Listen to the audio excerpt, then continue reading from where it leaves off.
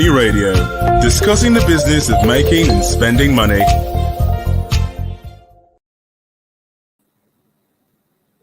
Hello, you're welcome to today's edition of Money Radio on Leadership Podcast.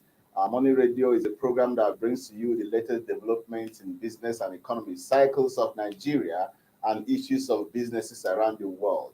My name is Innocent Odo, and today we are talking technology segment of this Money Radio. And our focus is on investing in digital innovation to build local content. And we're asking, how far has Nigeria gone in this very important sector of its economy? We understand that, yes, the digital economy sector has made some tremendous achievements. The Minister of the Communications and Digital Economy once told us that the sector has contributed about 17.92% to the GDP in the second quarter of 2020.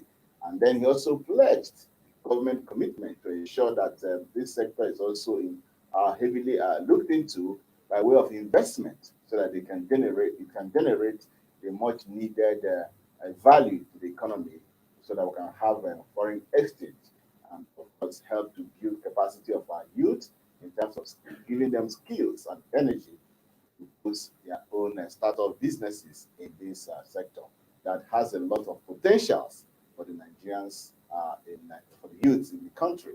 I'm not alone in the studio. I'm here with an ICT expert, Haniel Jafaro, with whom I'm going to do justice to this very important topic. Haniel, you're welcome to the program. Thank you for having me. Now, this sector is somewhat a sector that a lot has been said, and a lot more is being expected in terms of having investment in the sector. Just a couple of days ago, I was at an innovation fair. They call it IFE 2. That's Innovation Fellowship for inventors and researchers. IFE 2 being bankrolled by the Israeli government. So what I was saying is that Nigerians are eager to build capacity in this sector, and the Israeli government is also helping to boost their efforts in this regard. But then a lot needs to be done. Daniel, where do you go from here? When we were talking about innovation, there's a value chain. Yes. And we don't keep certain value chain just because we want to invest. You need to be strategic in your investments. Now let's start with the bottom of it is the area of capability. Who have the personnel or the human capital to bring these ideas or to become innovators?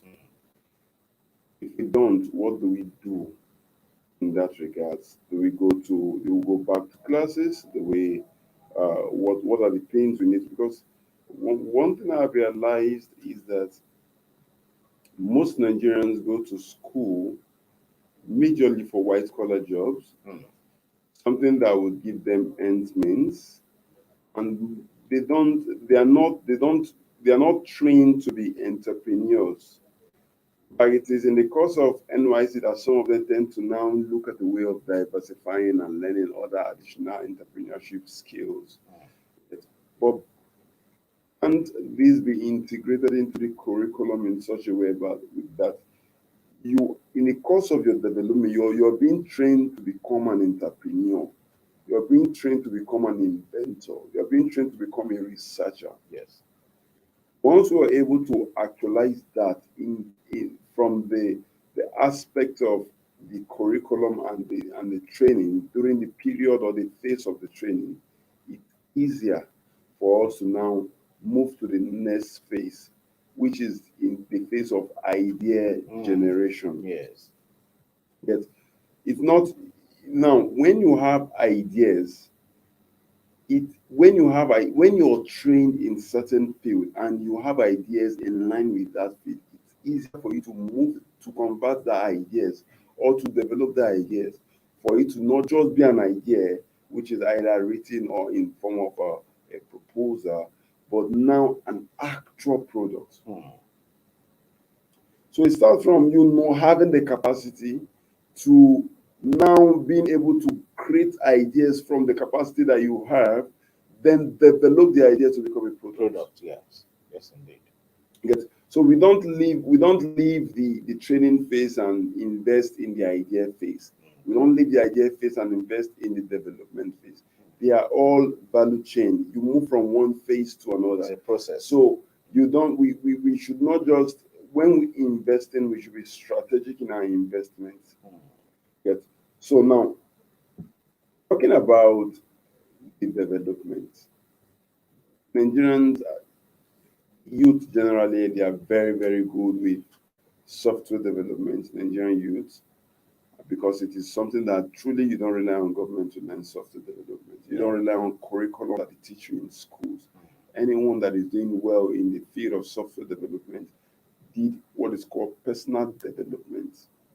It is not what was trained, what was taught in school, because what was taught in school, especially looking at it from the Nigerian curriculum, it does not portray what is actually being portray the world's need in terms of software development. Yes. So anyone that you see that is doing well, that is flourishing in the field of software development, there is high level of personal development attached to what the person probably has gotten from school. Yeah. So because we are good with it and we're creative. Creativity is what brings about idea. Yes. There are so many problems in Nigeria. Let's even be specific. There are so many problems in Nigeria, and the only way you can solve those problems is for people who have the intellect, creative enough to identify the problem and create a solution. So if we have Nigerian youth that have the capacity, and because we come with that high level of intelligence and creativity, we've been able to generate ideas.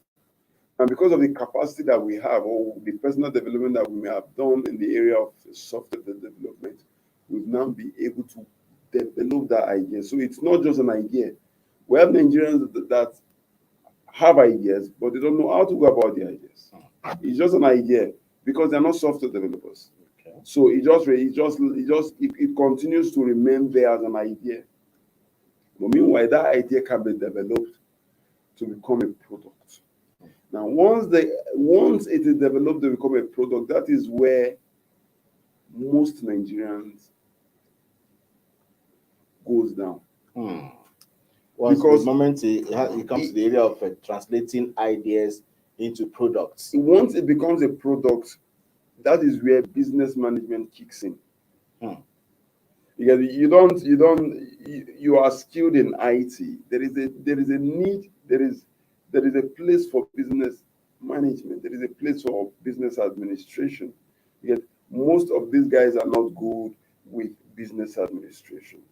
They're just good with developing a product. That's why most of the times when these guys sells products to the public, it becomes a failed product. Not that the product itself is not good or the idea is not perfect, but because they did not have the right business administration or business management skill to push the products to the public. Interesting. What you actually said is very instructive because a lot of the mentors who participated in this IFAIR initiative program actually spoke so much about these ideas you're talking about now, how to harness the ideas, and creating the environment, just like you mentioned here. Of course, is a process. The process of building capacity, generating ideas, translating ideas into products, and of course, even the product itself, there's a particular administrative measure to be used to market or package the product, if you will. Now, all these things are not easily harnessed and articulated in the way it's supposed to be packaged in Nigeria. If you go to some other countries that are ICT inclined, like Israel, or even countries like Japan and Germany, you can see that some of these things you mentioned here are actually being developed to very advanced level, where they have in fact engaged a lot of the people.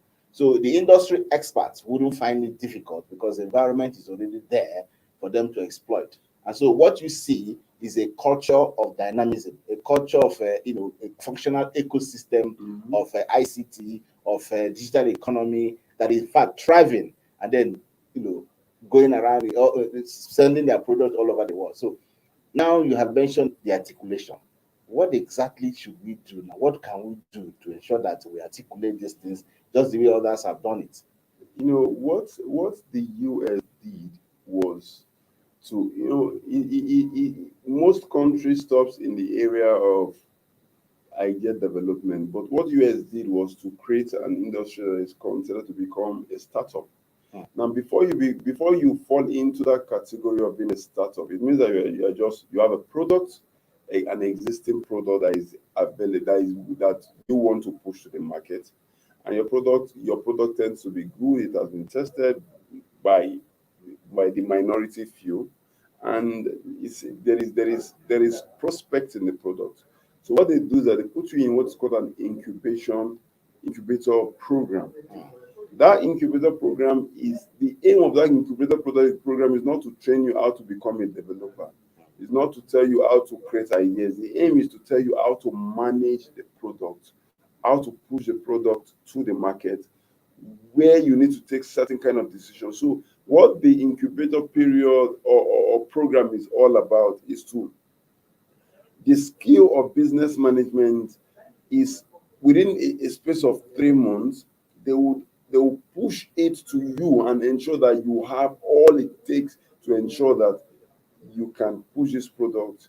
This product is viable. This product can be managed by you. You get so, and that is where in all this value chain, there are areas that we have missed, starting from the training, capital development area, the human capital development area. I've always been saying this, and I'll keep saying it. There are a whole lot of things that we need to do as long as the Nigerian curriculum is concerned. Yes. And beyond that, even as there is the world is growing, and a 4 year, while it may look somehow, but a 4 years BSc program, it's getting too long. Country in UK is 3 years, in Malaysia is 3 years. There are countries that are running 3 years program, BSc program, and they give you what you need to succeed. We're doing 4 years and we're choking everybody with so much, choking students with so much information that are not necessary. But restructuring the curriculum is one thing, so that we develop the right capacity within the persons that are learning. Then creativity. There is an industry that is called creative intelligence. Yes. It's a new industry. It's a new skill. Now, people in the coming years, it's not about what you can do. It's about how creative that you can be. People are being engaged as a result of their level of creativity. So now, creativity is what birth ideas. Yes. Once one is creative, there is that tendency that there is high hope that the person can birth an idea. Yes. So once Nigerians now we need to now look at the way of investing in our level of creativity. Yes, we can be intelligent. Yes. Being intelligent does not mean that you're creative. You can be intelligent and not creative.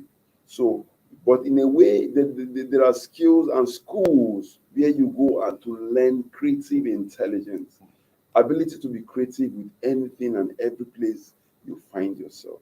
So that is what is going to give birth to ideas, even within the digital economy era. Now, once we've been able to do that, the knowledge we have acquired in school, with the creative intelligence that we've been able to acquire, we can use that to solve a problem in this time and age, and let it not end there. Let the problem becomes a true solution. Let it be converted to let the problem has a solution, and let the solution be visible and becomes a product.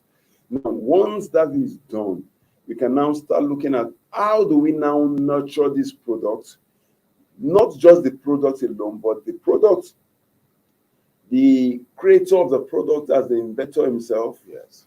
and all the necessary skills and ability that the inventor would need to ensure that the product remains visible not only within the Nigerian scale or geographical scale, but also internationally. Wow. We are talking about how to also add a creative intelligence to our digital economy sector. And we've been talking about investing in digital innovation to boost local content, and also asking how far Nigeria has gone.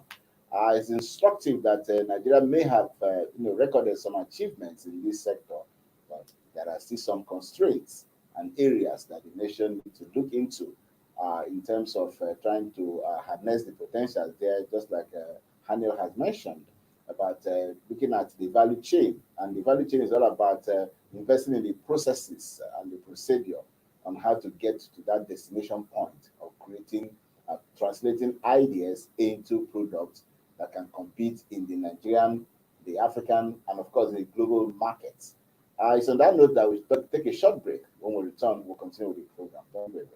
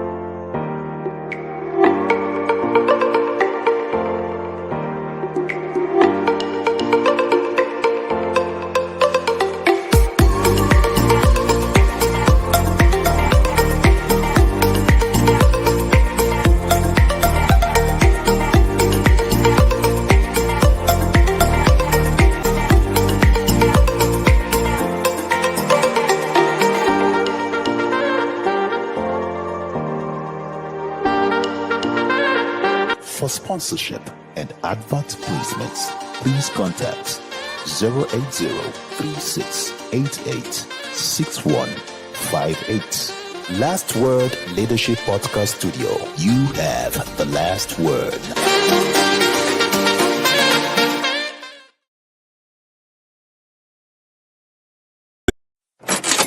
Money Radio, discussing the business of making and spending money.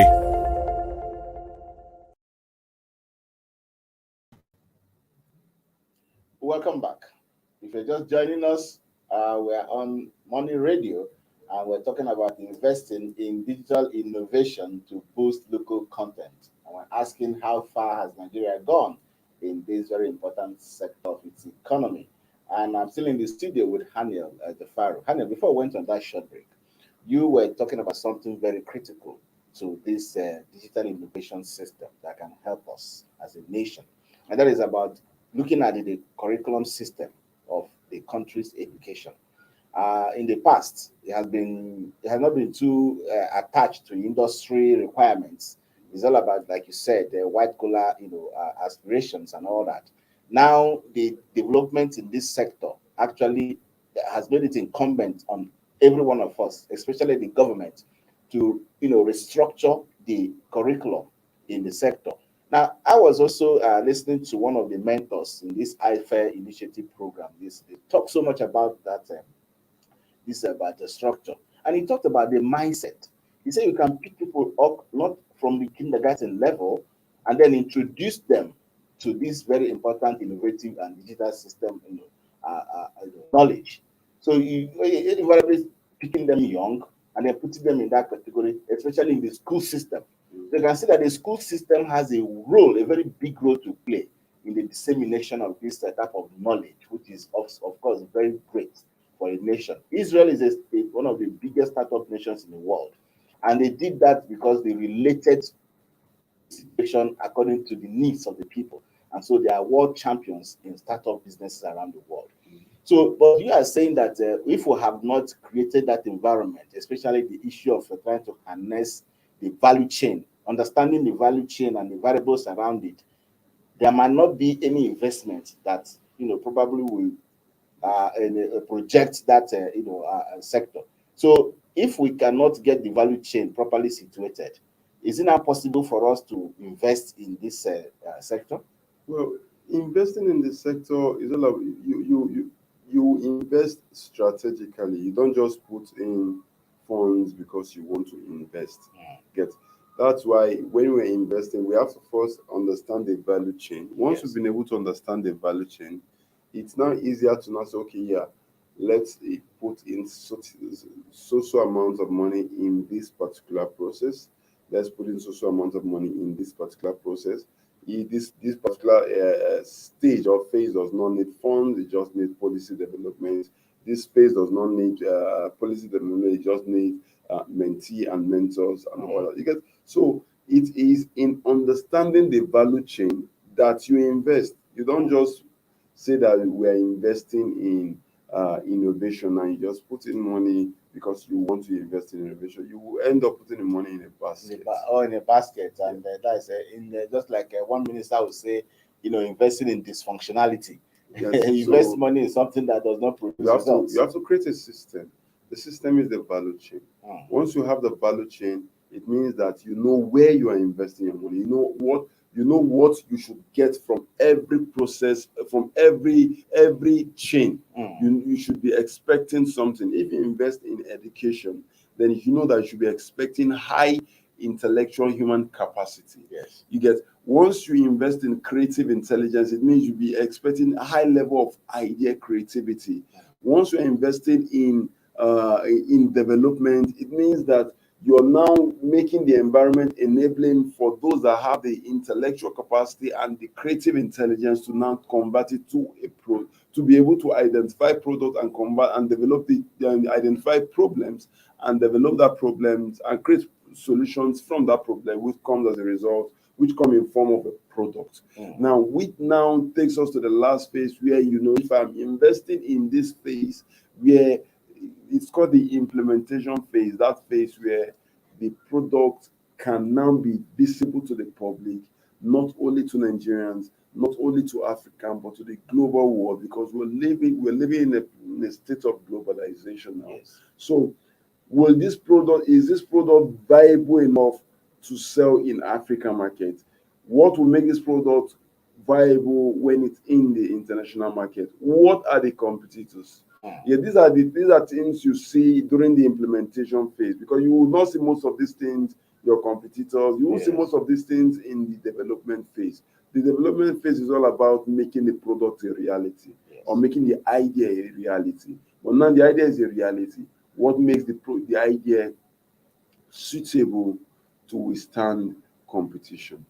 There's going to be huge first coming from, because the idea may not be just yours. It may not be you may not be the only one that has been given that that intelligence to bring forth that kind of idea. There will be other persons, but the process of getting that idea to a product may differ, but yes, you have almost similar ideas. So what is the edge? What edge would you have over such person? Let's say someone is coming from the US and you're coming from Nigeria, and both of you are coming into the international market. So what's the advantage with the Nigerian have over the American? Yet all these things comes in the area of implementation. The government needs to look at this product. This product, is it good? Yes, it's good. Can we invest in this product? Can we see how we can push this product? Because these inventors usually don't have the funds to push this product. They usually the best they do is to ensure that they have a prototype. Yes. Now there is a place for mass reproduction. Who does that? Investors. There are venture capitalists. How many venture capitalists do we have in Nigeria as a whole? Because most of the venture capitalists that we have, or the angel investors that we have, they are coming from the Western world. So it invariably means that the Western world are still in control of our digital economy because they decide what products they buy, what products they sell, what products comes into the international market landscape. Yes. But if we have venture capitalists, if the government has decided to say, okay, let's bring some persons, let some persons be considered to be venture capitalists. Let's make an enabling environment for venture capitalists that are local. I'm not talking about foreign or international, but local based, those that are local venture capitalists or local angel investors who move from one place to another looking for local business ideas and are willing to look at the papers and also invest in those ideas so that those ideas move from being just a local idea that is based in Benin or a local idea that is based in Bio or local idea that is based in Nsukka, but to become an international idea that everybody is aware of and people will be willing to identify with. Yes. So what will the government play? What role will the government play? Ensure that we have these venture capitalists. Ensure that we have mentors and mentees, mentors that are willing to mentor people, to mentor these innovators and build the business dimension of these innovators, build business management skill into these innovators because the innovators are usually not business management. Don't usually have business management skill.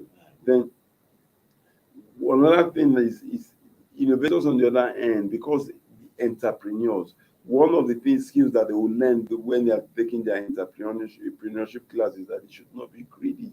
Because one thing that I realize most Nigerians tend to fall for is that we want to take all ideas to ourselves and we're not willing to give percentage of our ideas to certain persons to invest. Because we want to be the one to be the owner of the product 100%. You want to be the one to develop the product 100%.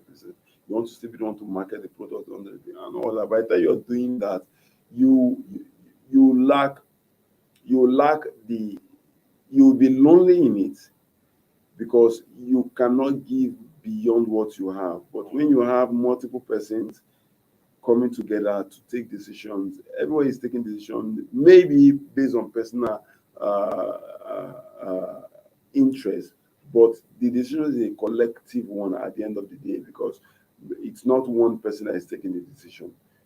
Most Nigerian businesses, look at it all over the world, all over Nigeria. Most Nigerian businesses, they are considered to be 1 month show. Look at the hotels that we have all over the world. In Abuja. How many of those hotels are most of just 20 or less of those hotels are franchise. The remaining are one. They are just limited liability company that is run by one man. So they don't have, there is no place for standard, and all these things comes in the implementation where you create a standard to the extent where a foreigner comes to the hotel and says, wow, I love this hotel standard, and goes to his country and says, I want to buy a franchise, and the standard that is in this place, this hotel, I need a franchise so that I can replicate that same standard in my own country. All this comes as a result of what? When you have the right mentors, when you've been built in with the business management skills, which most businesses lack in Nigeria, including the businesses that comes from the eastern part of the country where you won't have to go and serve under somebody. There is an aspect of trading. There is an aspect of trading that is being taught in that period of service. But beyond that, there is still an aspect of business management where you would learn to share risk. Interesting. And I wish we could go on and on and on. We can't have all the time to talk about this very important topic, especially when major stakeholders are trying to ensure that they streamline the process. The Ministry of Science, Technology and Innovation, I understand they're also playing a major role in this. The Israeli government, and of course the IFE program that is also being supported by the Office of the Vice President. So you can see there are a combination of efforts being made. Also, I understand that even the private sector concerns are there. But then it's not just about organizing these people together, but just to become even more detailed in the value chain that you have mentioned. And that happens to always be the problem here. What is the matter that we cannot get even to issues like this properly, streamlined, so that we can begin to take, the value chains one after the other. When we have exhausted this one, we go to the next level according to the order of priorities. So that at the end of the day, we'll have everything well packaged, and then we'll create a system, an ecosystem, a culture of something that goes well. And that happens to be the challenge we have. So, in just a couple of minutes, what is the way forward now? Well, the way forward is just for us to do the right things. We need to have the political will, but beyond having the political will, we need to put the right persons in place of authority. While this, I don't know if we want to look at it from it being a political appointment or whatsoever the case is, but it is very important that we put persons who have the intellect and who understand what it means for a product to move for who understand the value chain in innovation, because every aspect of technology has its own value chain. Innovation value chain is very key. We understand, somebody understands, the person in charge understands what it means. And once we've been able to get that right, and the person has the political will, alongside the funds that is required to push these things, I think in a couple of years' time, we should be able to have some very viable products that will be that should be sellable in the international market scale. Oh, thank you so much, Daniel, once again for your contributions to this very important topic today. And it's on that note that we draw the curtains on today's edition of Money Radio. We promise to bring you a bumper edition when next we come. Stay blessed and goodbye. Thank you for watching. For sponsorship and advert placements, please contact 080-3688-6158. Last Word Leadership Podcast Studio. You have the last word.